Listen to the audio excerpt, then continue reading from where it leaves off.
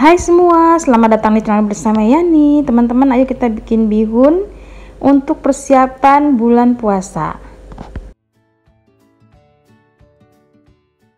Ada bihun yang sudah direbus, kemudian ditiriskan, jangan terlalu lama ya ngerebusnya. Bawang putih, bawang merah yang dicincang. Di sini saya pakai ayam, juga dicincang, wortel yang sudah direbus, kemudian irisan daun bawang. Bumbunya kaldu bubuk, garam, dan tentunya lada bubuk. Siapkan wajan, beri sedikit minyak goreng. Tumis kedua bawang ini sampai benar-benar harum.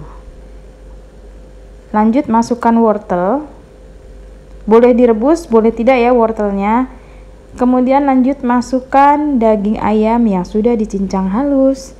Daging ayamnya banyaknya kurang lebih 150 gram.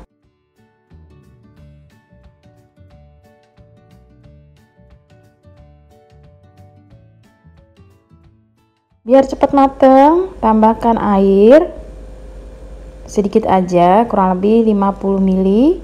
Kemudian biarkan sampai matang. Masukkan kaldu bubuk, garam, dan lada bubuk. 1 sendok makan saus tiram. Diaduk-aduk. Ini tunggu matang dulu ya teman-teman, baru nanti kita masukkan bihunnya. Nah, kalau dirasa udah mateng, udah empuk, tambahkan bihun. Saya menggunakan bihun jagung, boleh juga menggunakan bihun dari tepung beras. Diaduk-aduk, biarkan sampai rata. Lanjut tambahkan irisan daun bawang, boleh juga menggunakan daun seledri. Diaduk sampai semuanya rata.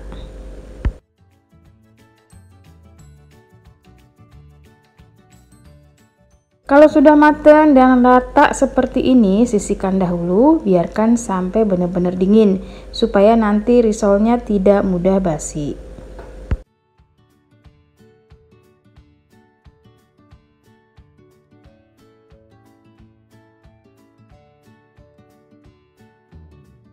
Lanjut ke adonan kulit. Ada tepung terigu protein sedang atau protein tinggi boleh, kemudian tepung tapioka.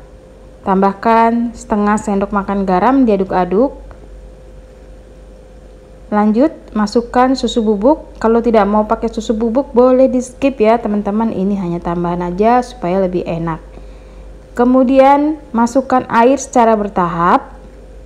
Oh iya, sebelumnya masukkan telur ya, saya menggunakan 2 butir telur.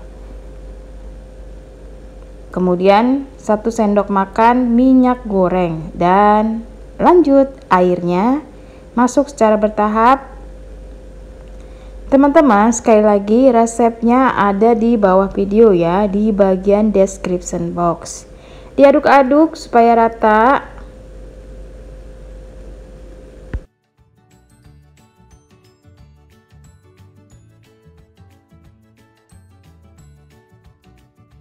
Setelah rata, adonan disaring supaya tidak ada yang menggumpal saat dicetak.